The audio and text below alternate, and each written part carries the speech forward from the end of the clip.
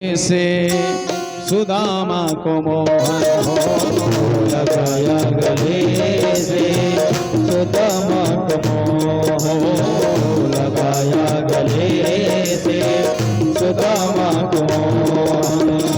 बस एक बार मोहन से जा कर के कह दो, बस एक बार मोहन से जा कर के कह दो, मिलने सुदामा करीब आ गया है, मिलने सुदामा करीब आ गया है।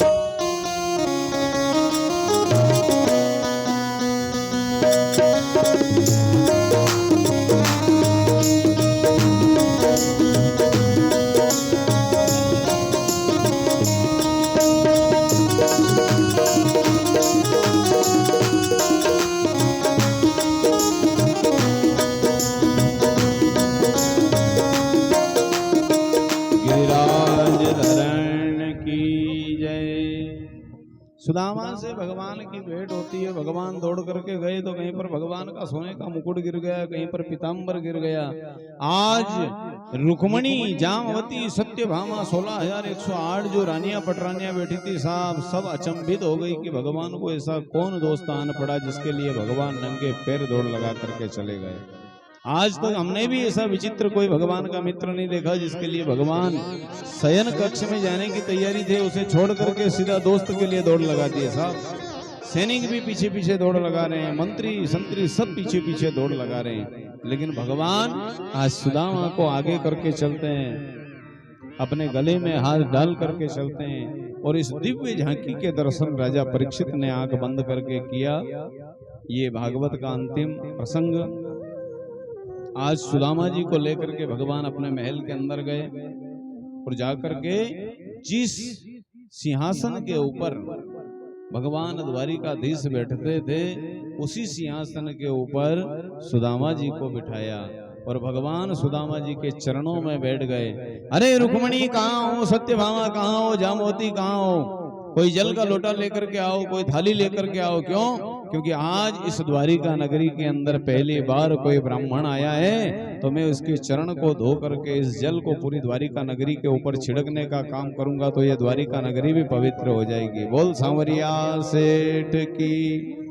और रुक्मणी ने परात लाने में देर करी साहब, जल का लोटा लाने में देर करी, तो भगवान के नेत्र सजल हो गए और भगवान द्वारिकाधीश रोने लगे।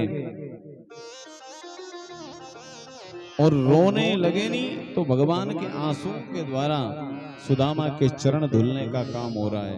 आंसू इतने निकलने लगे भगवान की आंख से कि भगवान ऐसे चरण को हाथ स्पर्श करते जा रहे हैं और उन प्रेम आंसुओं के द्वारा सुदामा के चरण को धोया भगवान ने। इसके पश्चात भगवान प्रणाम करते हैं, सुदामा जी आशीर्वाद देते हैं। दोनों के बीच में कई प्रकार की बातें होती है और सुदामा कथा के अंदर ये वर्णन आता है कि एक रात से ज्यादा उस द्वारिका नगरी के अंदर रुके नहीं साहब, एक रात। लेकिन भगवान द्वारिकाधीश सुदामा जी को ले गए, अच्छे से स्नान करवाया। स्नान करवाने के पश्चात में भगवान को सुंदर से नए वस्त्र पहनाए। नए वस्त्र पहनाने के बाद में भगवान साथ में बैठ करके भोजन करते हैं। भोजन के बाद में पुनः सभी रानियां पटरानियों के बीच में ला करके बिठा देते हैं। सुदामा जी कहते हैं कन्हैया ये कौन? भगवान कहते हैं ये सब आपकी बहू है। बोले एक दो बहू है कि सब बहू है? बोले सब बहू है तेरी। बोले क्यों रे, कितनी है? बोले 16,108। अच्छा 16,108 विवाह किए, एक बार भी निमंत्रण नहीं पहुंचाया तूने? अरे कि मुझे ही पता नहीं था, सुबह तक तो कोई नहीं थी और शाम को 16,108 शादी हो गई। किस प्रकार से निमंत्रण पहुंचाऊं। लेकिन सुदामा जी आपकी शादी, बोले शादी बाल बच्चे सब है, तो आपने निमंत्रण क्यों नहीं पहुंचाया। दोनों जब आपस में मिलते हैं, दो मित्र जब बचपन में रहते हैं साहब, और बीच में अगर 20-30 साल के लिए वो छूट जाते हैं, अलग अलग नौकरी करने के लिए चले जाते हैं, और बुढ़ापे में जब वापस मिलते हैं तो फिर आपस में बैठ करके बातचीत करते हैं। उसी प्रकार भगवान आज सुदामा जी के साथ में बातचीत करते हैं। लेकिन भगवान कहते हैं कि इसके घर की विपत्ति को जानना है तो किस प्रकार से जानूं। क्यों? क्योंकि सुदामा तो कुछ मांगेगा नहीं।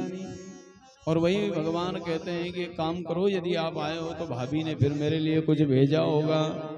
सुदामा जी कहते हैं कि कुछ भी नहीं भेजा। क्यों?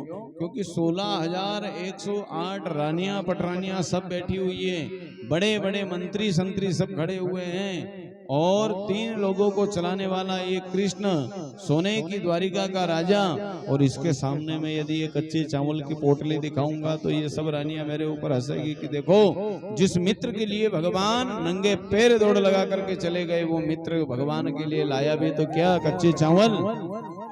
इसलिए सुदामा जी उस कांक को इस प्रकार से हाथ बांध करके रखते हैं साहब। लेकिन भगवान ने खूब प्रयास किया, सुदामा जी निकालने का नाम नहीं ले, और अंत समय भगवान ने सुदामा की कांक से पोटली को छीन लिया, और पोटली को जब खोल करके देखा तो सुदामा के घर के अंदर कितनी विपत्ति आई, वो सारी विपत्ति आज उसके अंदर भगवान को दिखाई दी।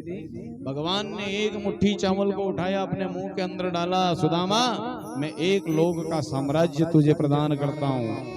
दूसरी मुट्ठी को फिर चावल की भरी भगवान ने फिर अपने मुंह के अंदर डाली, मैं दूसरे साम्राज्य के अंदर जितना भी धन वैभव है वो सारा सुख तेरे घर के अंदर प्रदान करता हूँ।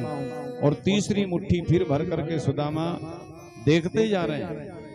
कन्हैया ने जैसी तीसरी मुट्ठी भरी नहीं साहब, रुक्मणी ने आकर के हाथ पकड़ लिया भगवान का कि अब रहने दो। क्यों? क्योंकि ये कच्चे चावल है, अगर ज्यादा खाओगे तो आपका पेट भी खराब हो जाएगा। ध्यान देना, कहने का मतलब ये कि अगर 3 लोगों का साम्राज्य यदि आप सुदामा को दे दोगे तो फिर ये 16,108 है, इनका लंबा चौड़ा परिवार अगर विस्तार होगा तो ये लोग कहां पर जाएंगे, इनके लिए भी कुछ बचा करके रखो। 2 मुट्ठी चावल में आज भगवान द्वारिकाधीश ने सुदामा को धन्य कर दिया। पहले दिन का पामणा, दूसरे दिन का पई, और तीसरे दिन अगर घर नहीं जाए तो उसकी मति गई। कहीं भी मेहमानी में जाओ तो 3 दिन से ज्यादा मत रुक जाओ, सिर्फ 1 दिन या 2 दिन, इसके बाद अपने घर चले जाना। क्यों?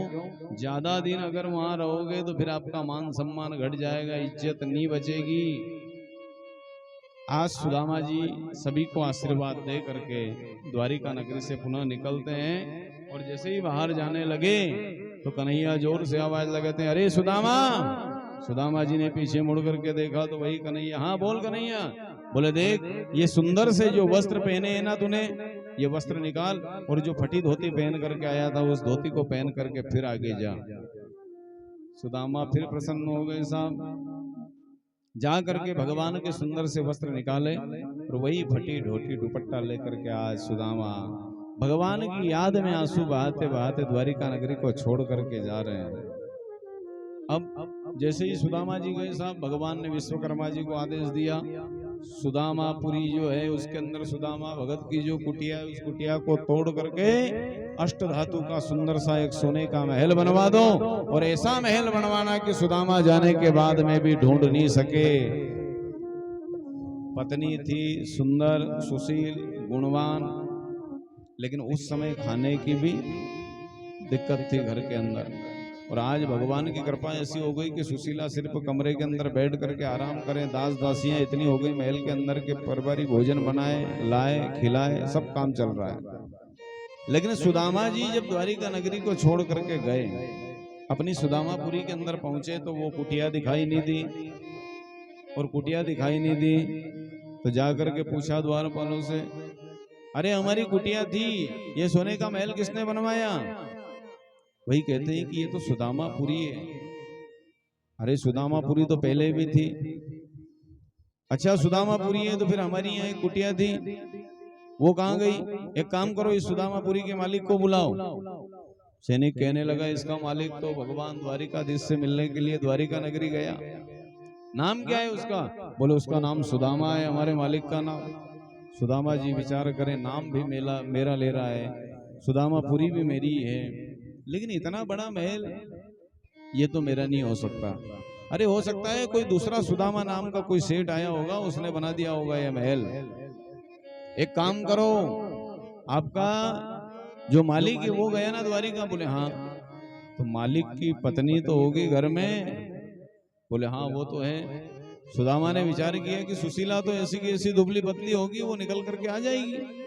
यदि अगर वो नहीं होगी तो फिर ये सुदामापुरी दूसरे की। और जैसे ही सांप सुशीला को जाकर के कहने लगा वो, और सुशीला महल से बाहर निकल करके आई, तो भगवान की कृपा उसके ऊपर भी थी कि 6 महीने हो गए जाने में, 6 महीने हो गए आने में, तो साल भर में वो भी हट्टी कट्टी हो गई थी खा पी के। आज सुदामा जी उसे देख करके कहते हैं, सुशीला ये सब किसने किया?